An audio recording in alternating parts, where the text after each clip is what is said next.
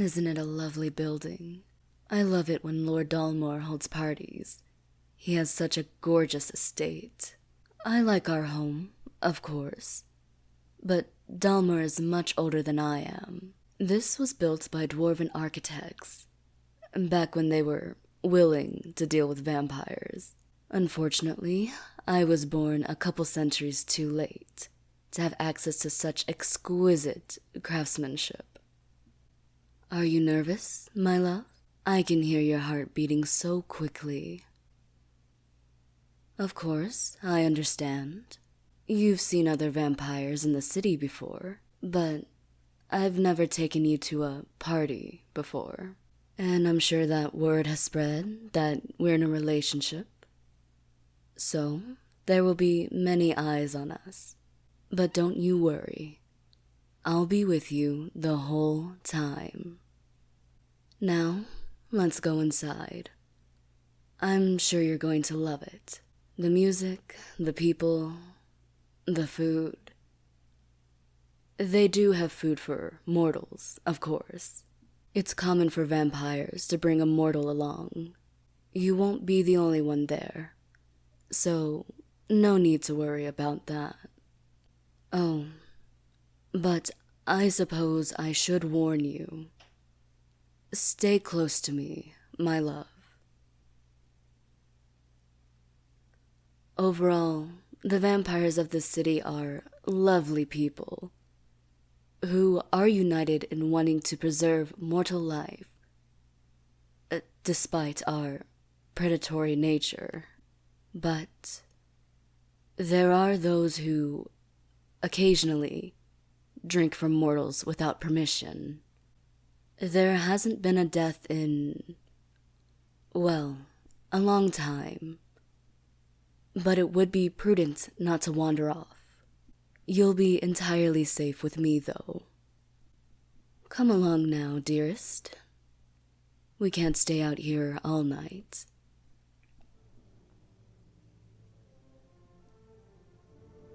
Well, what do you think? I'm quite impressed. The decorations are even lovelier than usual. Oh, look at the hibiscus flowers. I must remember to ask him how he managed to get his hands on those. Oh, there he is. Lord Dalmor, how are you? Everything looks absolutely lovely. I actually had a question about that. In fact... Oh, hello there, mortal. I don't believe I've seen you before. Are you a recent accusation? Shh. No need to bother her. She's in the middle of a conversation after all. You're not afraid of a dainty lady like myself, are you? I couldn't hurt a fly. Yes, I'm sure she warned you not to stray. Adriana is famous among our kind for being very possessive and equally paranoid. You have nothing to fear here. Certainly not with so many eyes watching us. Now, what about my question? How long have you been living in Eventide? Ah, so you're not that new then. She's just been keeping you to herself. That's a shame. You seem like a nice mortal. You should be given more opportunities to make friends. In fact, perhaps I could be your friend. Why don't we go somewhere where we can get to know each other better? I wouldn't raise a fuss if I were you. You wouldn't want to embarrass Adriana, would you? If the other vampires here think she isn't teaching her mortals good manners, she'll be absolutely mortified. You don't want that, do you? I didn't think so. Why don't you just come along quietly and— Bella. Aw, so close. My love, you're trembling. Shame on you, Bella. Scaring a defenseless mortal like that. Oh, don't think of it as scaring, Addie. Think of it as testing. Your little pet was about to walk right out of the room with me. Now, would that be their fault or yours? As always, your jokes are in poor taste. Are you alright, love? I'm sure you were scared, but there's no need to fear. Bella was only playing a little joke on us. She would never hurt you. She's one of my oldest friends, in fact. It's a pleasure, dear mortal. I must say, you already seem very fun to torment. And you smell even better. This isn't the one you were telling me about, is it? Yes, it is. And I'm sure you had already guessed that, hadn't you? That's why you played such a mean joke on them. You know me so well. Mortals smell the best when they're afraid. And you weren't kidding about their blood. I can smell it so clearly. They aren't even bleeding. I don't suppose. I don't know how you can even ask me that after frightening them like that. You really think I'd let you taste them now? Oh, don't be so stingy, Addie. If anything, it'll help them relax, right? Absolutely not. The answer is no, and you can't change my...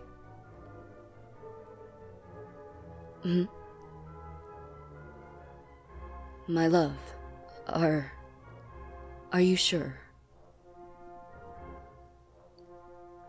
I did tell you before that I might let other vampires taste you, but there's no need to push yourself so soon. Well, if you're certain, it is your blood after all. Oh, how rare. Most mortals aren't so generous with their blood. Thank you. Now, just hold still.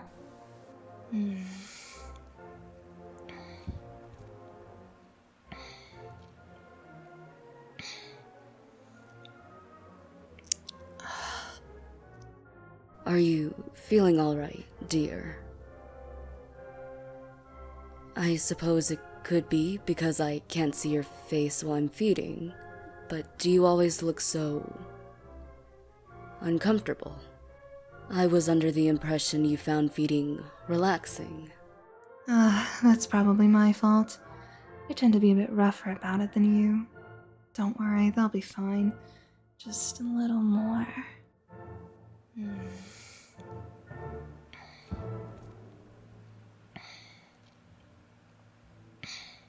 I think that's enough, Bella. Fine. But wow, you weren't kidding. What a treat. Oh yes.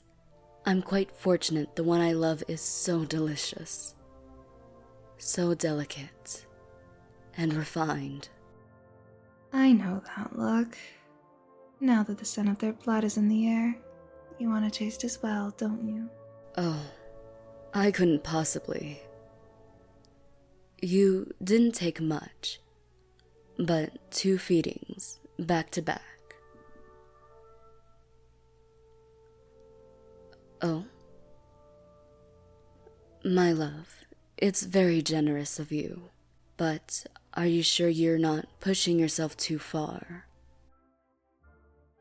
You're such a softie, Addie.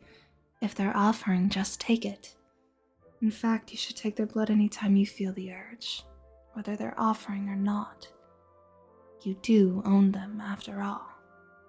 That's not... Well, if you're certain, love.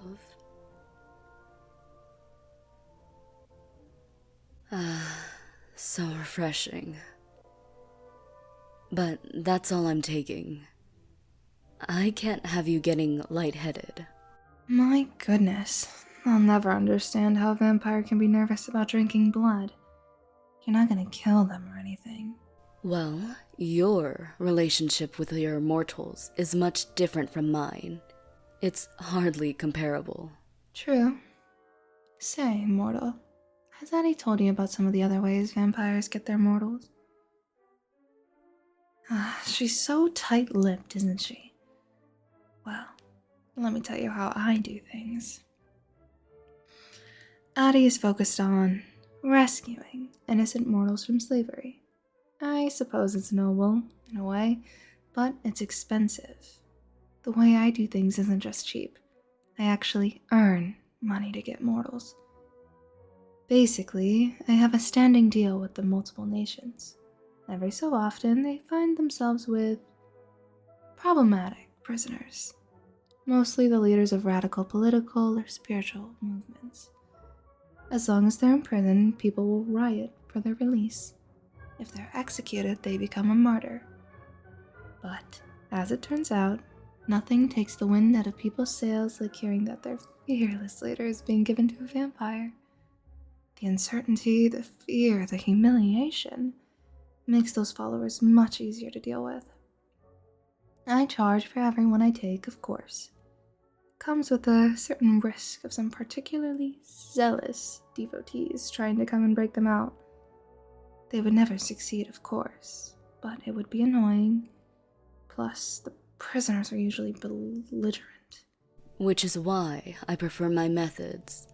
It's wonderful to take a frightened, defenseless mortal and build up a relationship with them. To see them blossom into the happy, fulfilled person they thought they'd never be again. Ugh, you make it sound so idyllic. But in the end, it's all morally gray. Besides, it's way simpler to keep them locked up. Mind you, mortal, no vampire in Eventide does any harm to their mortals aside from feeding. It's one of the laws this city is founded on. They're well fed and get opportunities for exercise and whatnot. But in the end, my relationship with them is one of warden and prisoner. And the world is much better for them not being out and about, too. I do respect that, Bella. But you might find it nice to have at least one mortal that you could be close to. Well, perhaps someday. Say, how much would you take for this one right here? Bella, I'm sure I don't need to tell you that they're not for sale. We're in love, you know. Oh, right. That. Do you really think it'll work out this time? I do. Well, if you say so, who am I to judge? Anyway, I have some more people to mingle with. Always great to see you, Addie. And you take care as well, little mortal. Well, I'm sure you'd be surprised to know that she and I are actually quite close.